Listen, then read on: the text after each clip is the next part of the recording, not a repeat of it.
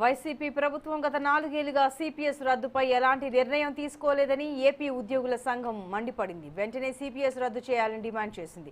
గత 4 ఏళ్లుగా శాంతియుతంగా నిరసన కార్యక్రమాలు చేస్తున్నామని ప్రభుత్వం ఏమాత్రం స్పందించడం లేదని ఉద్యోగ జేఏసీ నేతలు విమర్శించారు. ఇప్పటికైనా ప్రభుత్వం స్పందించి సిపిఎస్ రద్దు చేసి తమ డిమాండ్లను పరిష్కరించాలంటోన్న ఏపీ జేఏసీ మహిళా నాయకులతో మా నెల్లూరు ప్రతినిధి కృష్ణ ఫేస్ టు ఫేస్. తర్వాత ఉద్యోగాలకు సంబంధించిన ఈపీఎఫ్ ఫండ్ కూడా వాడుకొని ఈరోజు ఉద్యోగులను దగా మోసం చేసింది. దీనిపై ఉద్యమ కార్యాచరణకు పూనుకున్న ఏపీ జేఏసీ అమరావతి ఉద్యమ కార్యాచరణ కూడా మొదలైందని చెప్పుకోవచ్చు. ఇప్పటికే పలు రకాలుగా అమరావతి జేఏసీ అంతా కూడా ఉద్యమ కార్యాచరణ ప్రకటించారు. ప్రస్తుతం కొన్ని హామీలు నెరవేర్చకపోవడంతో మరలా ఉద్యమ కార్యాచరణ చేశారు.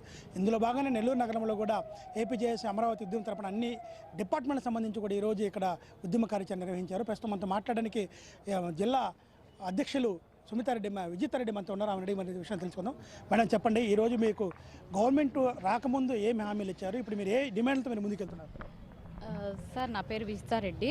నేను నెల్లూరు జిల్లా సమగ్ర శిక్షా అభియానం పీటీఐ జిల్లా ప్రెసిడెంట్ని. గతంలో జగన్మోహన్ రెడ్డి గారు పాదయాత్ర చేసినప్పుడు మాకు రెగ్యులర్ చేస్తామని హామీ ఇచ్చారు. సో మేము గత 12 ఏళ్లుగా సమగ్ర శిక్షలోనే పనిచేస్తున్నాము. మాకు జీతాల్లో పెంపుదల లేదు. గవర్నమెంట్ నుంచి వచ్చే పథకాలు ఏవి మాకు అందుబాటులోకి లేదు. సో అందుకోసంగా మేము మా అవసరాలని మేము సాధించుకునే దానికోసం మేము ఈ ఉద్యమం చేస్తున్నాం. మరి ఇంకో మేడం ఉన్నారు, ఆమె మన విషయం తెలుసుకుందాం. మేడం చెప్పండి, ఈ ఉద్యమ కార్యాచరణ ఈరోజు ప్రారంభమైంది. ఈ ఉద్యమ కార్యాచరణలో నెల్లూరు జిల్లా సంబంధించి అన్ని డిపార్ట్మెంట్లు పాల్గొంటారా? ఖచ్చితంగా సార్. నా పేరు లక్ష్మి, నేను రెవెన్యూ డిపార్ట్మెంట్. నేను AP revenue service association organizing secretary. మా ఏపీ జేఏసీ అమరావతి రాష్ట్ర కమిటీ ఇచ్చిన పిలుపు మేరకు మేము 40 రోజుల నుంచి చాలా శాంతియుతంగా ధర్నా నిర్వహిస్తున్నాము. ఈరోజు ప్రధానంగా సిపిఎస్ ఉద్యోగుల సమస్యల మీద మేము ధర్నా నిర్వహిస్తున్నాము.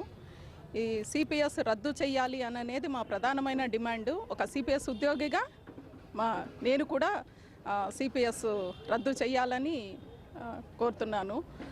ఇది 5 ఏళ్ళు పరిపాలించే నాయకులకే వాళ్ళు 5 ఏళ్ల తర్వాత వాళ్ళకే పెన్షన్స్ ఇస్తున్నారు బతికినంత కాలం. 30 ఏళ్ళు సర్వీస్ చేస్తున్నాం, మేము ఉద్యోగం చేస్తున్నాము. 30 ఏళ్ల తర్వాత మాకు ఆ గ్యారంటీ పెన్షన్ అనేది లేదు.